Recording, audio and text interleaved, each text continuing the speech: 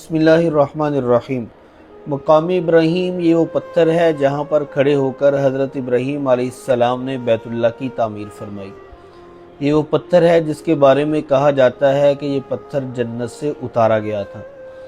ایک دفعہ حضرت ابراہیم علیہ السلام حضرت اسماعیل علیہ السلام کے گھر تشریف لے کر گئے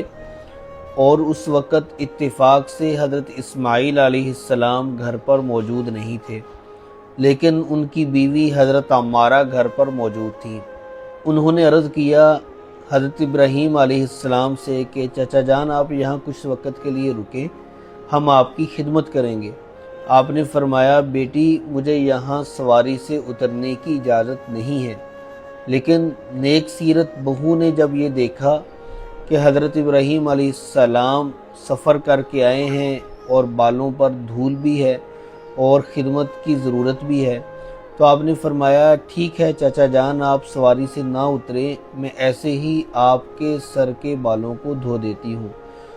تو اس وقت حضرت عمارہ ایک پتھر لے کر سواری کے قریب لائیں اور حضرت ابراہیم علیہ السلام نے اس پتھر پر پاؤں رکھ کر تھوڑا سا اپنے آپ کو نیچے جھکایا اور حضرت عمارہ نے آپ کے سر کو دائیں طرف سے دھویا۔ پھر ایسے ہی بائیں طرف وہ پتھر رکھا گیا تو آپ نے پھر بائیں طرف سر کو جھکایا، حضرت عمارہ نے پھر دوسری طرف سر کے حصے کو بھی دھویا۔ جب حضرت ابراہیم علیہ السلام واپس تشریف لے گئے اور رات کے وقت حضرت اسماعیل علیہ السلام گھر تشریف لائے تو آپ کی بیوی نے سارا ماجرا انہیں سنایا، اور جب دیکھا کہ وہ پتھر ایسا ہے کہ اس پتھر کے اوپر پاؤں رکھنے کے نشان موجود ہیں، تو حضرت اسماعیل علیہ السلام نے اس پتھر کو اپنے پاس سنبھال کر رکھ لیا۔ جب بیت اللہ کی تعمیر کا وقت آیا تو حضرت اسماعیل علیہ السلام پھر اسی پتھر کو لے کر آئے، اور جب دیواروں کو اونچا کرنے کی ضرورت پڑی اور نیچے سپورٹ کی ضرورت تھی، کچھ چیز اونچا ہونے کے لیے رکھنے کی ضرورت پڑی، تو حضرت اسماعیل علیہ السلام نے وہی پتھر اپنے باپ حضرت ابراہیم علیہ السلام کو پیش کیا۔ اب تک وہ پتھر موجود ہے۔ حضرت عمر رضی اللہ تعالی عنہ نے اسے بیت اللہ کے تھوڑا سا قریب مقام ابراہیم کی جگہ پر نصب کروایا، اور آج تک وہیں پر لوگ سعادت کی نظر سے، سعادت کی وجہ سے وہاں پر حاضری دے کر اس کی زیارت کرتے ہیں۔ اور اس پتھر پر جو حضرت ابراہیم علیہ السلام کے پاؤں کے گہرے نشانات موجود ہیں، اسے حضرت ابراہیم علیہ السلام کا معجزہ قرار دیا جاتا ہے۔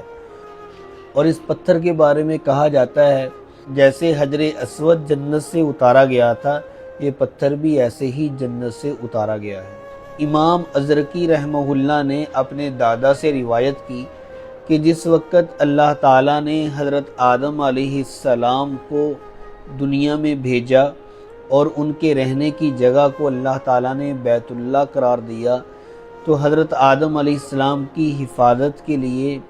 جنات سے اور شیاطین سے حفاظت کے لیے اللہ تعالیٰ نے فرشتوں کو نازل فرمایا، اور وہ فرشتے جہاں پر کھڑے ہو کر اپنی ڈیوٹی دیتے، اپنی خدمت سر انجام دیتے اور حضرت آدم علیہ السلام کی شیاطین سے حفاظت فرماتے، انہی جگہوں کو حرم کی حد بندی کے طور پر مقرر کیا گیا۔ اور وہب بن منبہ رحمہ اللہ سے روایت ہے کہ اللہ تعالیٰ نے جب حضرت آدم علیہ السلام کو دنیا میں اتارا اور ان کے لیے ساتھ ایک خیمے کا بھی انتظام فرمایا جہاں پر وہ ٹھہرتے تھے، قیام فرماتے تھے، تو اس وقت حجر اسود کی چمک اور دمک اور روشنی دور تک جاتی، تو جہاں جہاں تک حجر اسود کی روشنی پہنچتی تھی انہی جگہوں کو حرم کی حد بندی کے طور پر مقرر کیا گیا۔ اور ایک قول یہ بھی ہے کہ اللہ تعالیٰ نے حضرت جبرائیل علیہ السلام کو حکم دیا کہ جا کر حضرت ابراہیم علیہ السلام کے ساتھ حج فرمائے، تو حضرت جبرائیل علیہ السلام نے حضرت ابراہیم علیہ السلام کے ساتھ حج فرمایا، اور پھر حضرت جبرائیل علیہ السلام نے ہی حد بندی کا اشارہ دیا